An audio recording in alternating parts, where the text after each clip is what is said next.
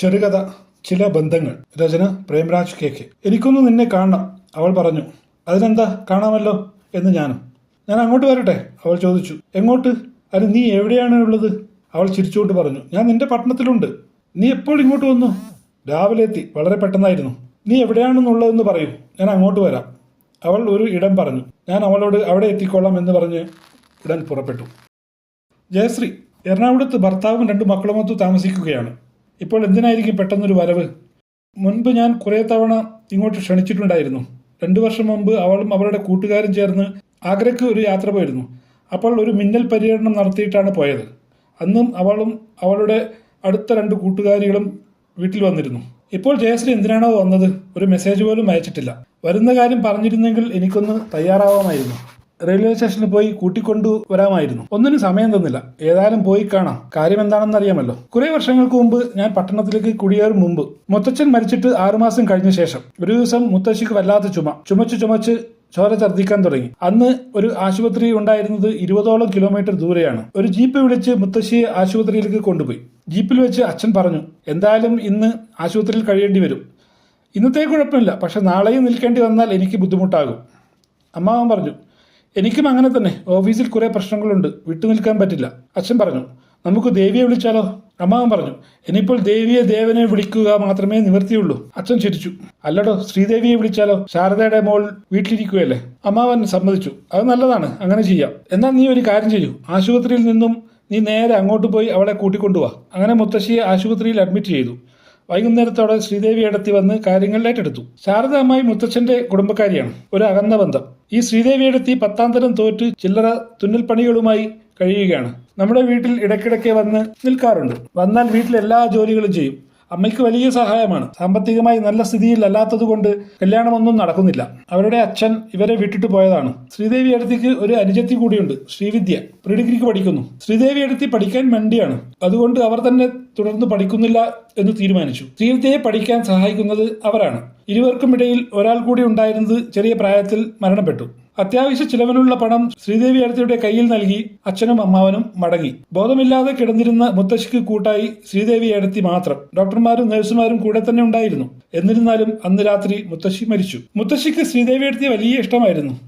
ശ്രീദേവി അടുത്തി എപ്പോൾ വീട്ടിൽ വന്നാലും മുത്തശ്ശിയുടെ കൂടെ വളരെ കൂടുതൽ സമയം ചിലവഴിക്കുമായിരുന്നു. മുത്തശ്ശിയോട് പഴയ കഥകൾ ചോദിക്കുക, പുരാണങ്ങളിലെ കഥകൾ ചോദിക്കുക എന്നത് അവർക്ക് വളരെ ഇഷ്ടപ്പെട്ട കാര്യങ്ങളായിരുന്നു. വെറ്റിലച്ചെല്ലം എടുത്തുവെച്ച് അടക്കയും പുകയിലയും വെറ്റിലയും വേറെ വേറെ ചതച്ചു കൊടുത്താൽ മുത്തശ്ശിക്ക് വളരെ സന്തോഷമാകും. ശ്രീദേവി കുഴമ്പിട്ട് ഒരു പിടുത്തമുണ്ട്. അതോടെ തന്റെ കാലുവേദന പമ്പ കടക്കും എന്ന് മുത്തശ്ശി പറയാറുണ്ട്. മുത്തശ്ശി മരിച്ചതറിഞ്ഞ് ആരൊക്കെയോ വന്നിട്ടുണ്ടായിരുന്നു. അവരിൽ ചിലർ പറഞ്ഞു, ദൈവാധീനമുള്ളവരാണ്, കിടക്കാതെ ആരെയും ശല്യപ്പെടുത്താതെ പോയി. മറ്റൊരാൾ പറഞ്ഞു, നമ്മുടെയൊക്കെ സ്ഥിതി എന്താവുമോ എന്തോ.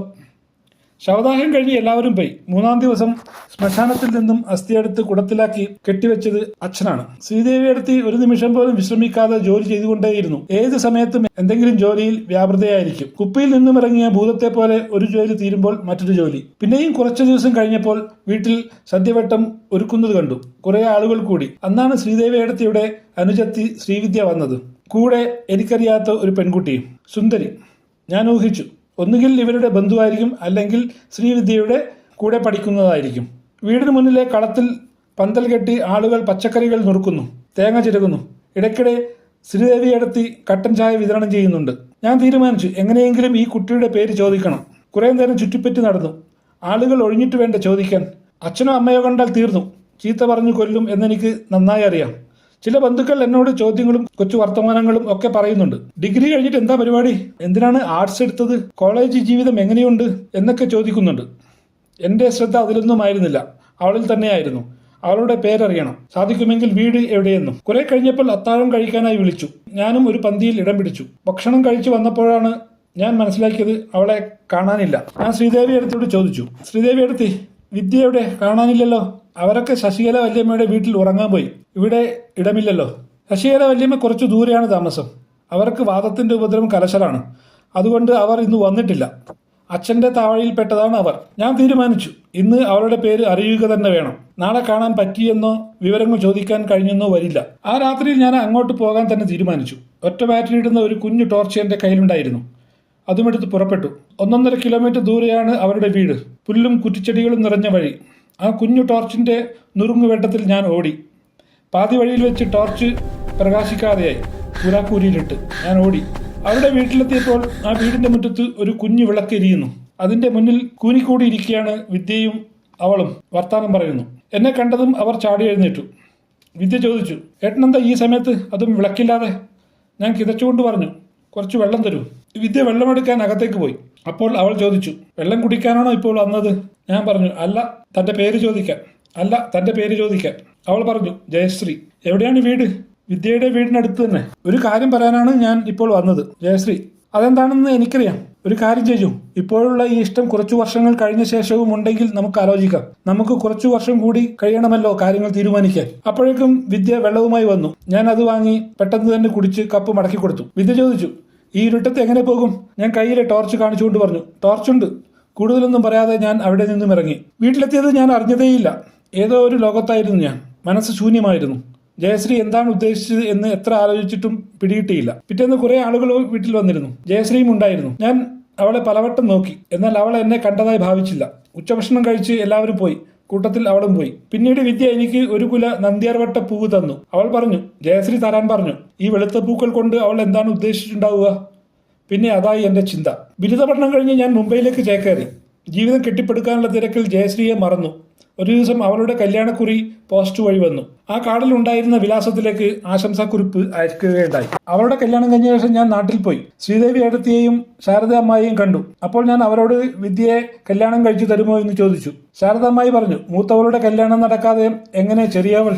എനിക്ക് പരിചയമുണ്ടായിരുന്ന രാമകൃഷ്ണനോട് കാര്യം പറഞ്ഞു. അയാൾ ശ്രീദേവി ഏടത്തിയെ കല്യാണം കഴിക്കാമെന്ന് ഏറ്റു. എന്റെ കല്യാണത്തിന് ഞാൻ ഒരു കല്യാണക്കുറി ജയശ്രീക്ക് അയക്കുകയുണ്ടായി. ശ്രീവിദ്യയുടെ വീട്ടിൽ നിന്നും ആരെങ്കിലും കുറി അയച്ചോ എന്നറിയില്ല. അങ്ങനെ 2 കല്യാണങ്ങളും ഒരേ പന്തലിൽ നടന്നു. രാമകൃഷ്ണേട്ടൻ മിലിറ്ററിയിലായിരുന്നു.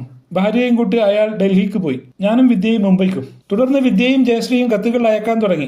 കാലത്തിനൊപ്പം സഞ്ചരിച്ച് അവർ ഇപ്പോൾ മൊബൈലിൽ അവരുടെ ബന്ധം തുടരുന്നു. സങ്കടം വന്നാലും സന്തോഷം വന്നാലും എനിക്ക് മെസ്സേജ് അയക്കുകയോ വിളിക്കുകയോ ചെയ്യുക ജയശ്രീയുടെ പതിവായി. അവളുടെ കുടുംബജീവിതത്തിലെ അസ്വാരസ്യങ്ങളുടെ കഥ കേൾക്കാൻ ഞാൻ നല്ല കേൾവിക്കാരനായി. ചില രാത്രികളിൽ അവളുടെ കരച്ചിലിന് ദൈർഘ്യം കൂടിയിരുന്നു. തികച്ചും മദ്യപാനിയായ അവളുടെ ഭർത്താവ് കാണിക്കുന്ന വിക്രിയകൾ അവൾ വിവരിച്ചിരുന്നു. എന്നാലും അവൾ ഇപ്പോൾ ഇങ്ങോട്ട് വന്നതെന്തിന് എന്നാലോചിച്ച് എനിക്ക് വല്ലാതെ അങ്കലാപ്പ് തോന്നി. അവൾ വേറെ വല്ലയിടത്തേക്കും പോകുന്നതിനിടയിൽ ഇവിടെ ഇറങ്ങിയതാണോ? സാന്താക്രൂസ് ഈസ്റ്റിലെ ഗാർഡൻ വ്യൂ റെസ്റ്റോറൻറ്റിൽ അവൾ നിൽക്കുമെന്നാണല്ലോ പറഞ്ഞത്. അത് നന്നായി. കാരണം അതിൻ്റെ മാനേജർ രാഘവ് എനിക്ക് പരിചയമുള്ള ആളാണ്. അയാളെ കണ്ടിട്ട് കുറേ നാളുകളായി. അയാളെയും കാണാം. വർഷങ്ങൾക്ക് മുമ്പ് മുത്തശ്ശിയുടെ മരണവേളയിൽ കണ്ടതാണ് ജയശ്രീയെ. ഫോണിൽ വീഡിയോ കോൾ ചെയ്യാറുണ്ട്. എന്നാലും ഇപ്പോൾ നേരിട്ട് കാണുന്നതിൽ എന്തുകൊണ്ടോ ഹൃദയസ്പന്ദനം കൂടിയതുപോലെ തോന്നി. ഗാർഡൻ വ്യൂവിൽ കയറിയതും ഞാൻ അവളെ കണ്ടു. അവൾ പ്രധാന വാതിലിന് അഭിമുഖമായാണ് ഇരുന്നിട്ടുണ്ടായിരുന്നത്. എന്നെ കണ്ടതും അവൾ എന്നെ കെട്ടിപ്പിടിച്ചു. അവളുടെ കണ്ണിൽ നിന്നും ജലപ്രവാഹമുണ്ടായി. അത് തുടച്ചുകൊണ്ട് അവൾ പറഞ്ഞു, നീ ഇരിക്ക്, സംസാരിക്കാനുണ്ട്. ഞങ്ങൾ ഫോണിൽ സംസാരിക്കാൻ തുടങ്ങിയത് മുതൽ ഇവൾ എന്നെ ഏകവചനത്തിൽ തന്നെയാണ് സംബോധന ചെയ്യുന്നത്. അതൊരു വിഷയമായി എനിക്ക് തോന്നിയിട്ടുമില്ല. അവൾ കഥകളുടെ അഥവാ പ്രശ്നങ്ങളുടെ കെട്ടഴിച്ചു. തുടങ്ങിയത് ഇങ്ങനെയാണ്. എന്നോട് തീരെ സ്നേഹമില്ല. 2ാമത്തെ കുട്ടി ആയ ശേഷമാണ് തന്നെ പൂർണ്ണമായും അവഗണിക്കാൻ തുടങ്ങിയത്. മിണ്ടാറ് പോലുമില്ല. ഇങ്ങനെ ഒരാൾ വീട്ടിലുണ്ടെന്ന് പോലും കരുതാറില്ല. ഞാൻ ഒരു മാട് പോലെ പണിയെടുക്കുന്നു. എന്നോട് എന്തെങ്കിലും പറയാനുണ്ടെങ്കിൽ മക്കളോട് പറയും. അവർ എന്നോടും. അവർക്കും മടുത്തു ഈ മധ്യവർത്തിയുടെ ജോലി. പക്ഷേ ഒന്നുണ്ട് കേട്ടോ, ചീത്ത വിളിക്കാനും എൻ്റെ കുടുംബത്തിലുള്ളവരെ കുറ്റം പറയാനും ഉണ്ടെങ്കിൽ അത് നേരിട്ട് പറയാനുള്ള മഹാമനസ്കതയുണ്ട്. അതൊക്കെ മദ്യപിച്ചാലേ ഉള്ളൂ. എന്നാൽ മദ്യപാനം ദിവസവും ഉണ്ട് എന്നതാണ് കാര്യം. ഒരു അവാർഡ് സിനിമ പോലെയാണ് കാര്യങ്ങൾ. ഞാൻ എന്ത് തെറ്റാണ് ചെയ്തതെന്ന് അറിയില്ല. ഞാൻ ഇപ്പോൾ ഇങ്ങോട്ട് വന്നത് ഇവിടെ എന്തെങ്കിലും ജോലി ചെയ്യാൻ വേണ്ടിയാണ്. ഇനി മുതൽ ഞാൻ ഈ നഗരത്തിലാണ് താമസിക്കാൻ പോകുന്നത്. ഈ മഹാനഗരത്തിലോ? തനിക്കെന്ത് ജോലി? എന്തെങ്കിലും ജോലി കിട്ടാതിരിക്കുമോ? അപ്പോൾ നിന്റെ താമസം? ജയശ്രീ ചിരിച്ചു. നിന്റെ കൂടെ? എന്റെ കൂടെയോ? ഞാൻ അതിശയിച്ചു. അതെ, നിന്റെ കൂടെ തന്നെ. എന്താ, വല്ല ബുദ്ധിമുട്ടുമുണ്ടോ? ഞാൻ വിദ്യയോട് സംസാരിച്ചോളാം. എനിക്ക് ബുദ്ധിമുട്ടൊന്നുമില്ല. വേണ്ടടോ, എൻ്റെ അമ്മ വകയിൽ ഒരു അമ്മായിയും അമ്മാവനും ഇവിടെയുണ്ട്. അവരുടെ മക്കൾ 3 പേരും അമേരിക്കയിലോ ലണ്ടനിലോ മറ്റോ ആണ്. തൽക്കാലം അവിടെ താമസിക്കാമെന്ന് വിചാരിക്കുന്നു. അത് കൊള്ളാം. പക്ഷെ എന്ത് ജോലി? വല്ല സ്കൂളിലോ മറ്റോ ശ്രമിക്കാം. എറണാകുളത്ത് കുറച്ചു വർഷം ടീച്ചറായി ജോലി നോക്കിയിട്ടുണ്ടല്ലോ. എന്താ, നടക്കില്ലേ? പിന്നെ നടക്കും, ജയശ്രീ പറഞ്ഞു. പിന്നെ നീ കുറച്ചുനാൾ എന്നെ സഹായിക്കണം. ഇവിടെ പരിചയമാകുന്നവര് മാത്രം മതി. അതിനെന്താ? പിന്നെ ഞങ്ങൾ കുറേ നേരം സംസാരിച്ചു. നാട്ടിലെ വിശേഷങ്ങൾ, എറണാകുളത്തെ സ്ഥിതിഗതികൾ, അങ്ങനെ പലതും. യാത്ര പറയാൻ നേരം ഞാൻ ചോദിച്ചു, ഈ അമ്മായി താമസിക്കുന്നത് എവിടെയാണ്? ജയശ്രീ പറഞ്ഞു, കലീനയിൽ, യൂണിവേഴ്സിറ്റിക്ക് അടുത്ത്. ശരി, നന്നായി. അമ്മാവന് യൂണിവേഴ്സിറ്റിയിലായിരുന്നു ജോലി? അല്ല, എയർ ഇന്ത്യയിലായിരുന്നു. ഇപ്പോൾ റിട്ടയറായി 10-15 വർഷങ്ങളായിട്ടുണ്ടാകും. എയർ ഇന്ത്യയുടെ ക്വാർട്ടേഴ്സ് അവിടെ അടുത്താണല്ലോ. പിന്നെ കുറേ നേരം നമ്മൾ ഒന്നും മിണ്ടിയില്ല. വിഷയങ്ങളെല്ലാം തീർന്നതുപോലെ. അവൾ എന്തോ ആലോചിച്ചു കൊണ്ടിരിക്കുകയായിരുന്നു. അതിൽ ഭംഗം നേരിടേണ്ട എന്ന് കരുതി ഞാനും മിണ്ടാതിരുന്നു. കുറച്ചു നേരം കഴിഞ്ഞപ്പോൾ അവൾ ചോദിച്ചു, നാളെ ഉച്ചവരെ ഫ്രീ ആകാൻ പറ്റുമോ? Oh yes. എന്തിനാ? നാളെ 2 സ്കൂളിൽ പോകാനുണ്ട്. പോകാമല്ലോ. രാവിലെ ഞാൻ കലീനിക്ക് വരണോ ഇവിടെ വരണോ?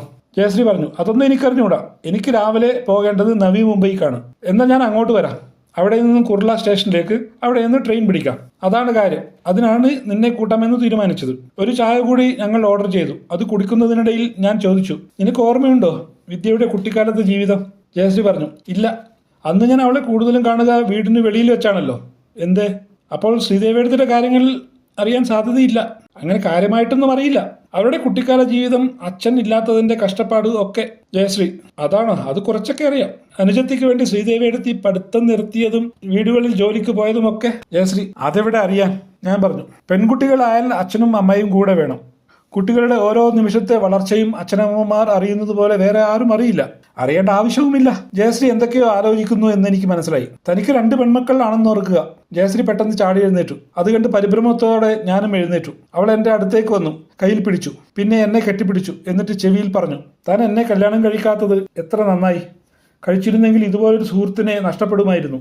ഒന്നും പറയാതെ അവൾ അവിടെ നിന്നും ഇറങ്ങി, എന്തോ തീരുമാനിച്ചുറപ്പിച്ചതുപോലെ. ചില ബന്ധങ്ങൾ എന്ന കഥ ഇവിടെ കഴിയുന്നു. പ്രിയ കഥാസ്നേഹികളെ, എന്റെ കഥകൾ കേൾക്കുക. എന്റെ കഥാസമാഹാരം ആവശ്യമുള്ളവർ അറിയിക്കുക. സമാഹാരങ്ങൾ ഓൺലൈനിലും ലഭ്യമാണ്.